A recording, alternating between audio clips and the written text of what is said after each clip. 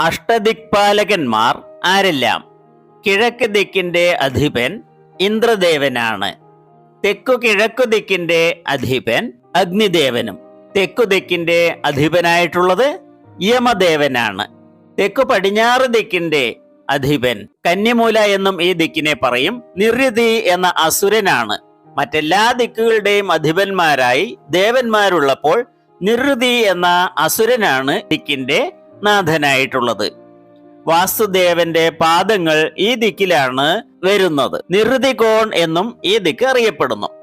പടിഞ്ഞാറ് ദിക്കിന്റെ അധിപനായിട്ടുള്ളത് വരുണദേവനാണ്. വടക്കു പടിഞ്ഞാറ് ദിക്കിന്റെ അധിപൻ വായുദേവനും വടക്ക് ദിക്കിന്റെ നാഥനായിട്ടുള്ളത് കുബേരനുമാണ്.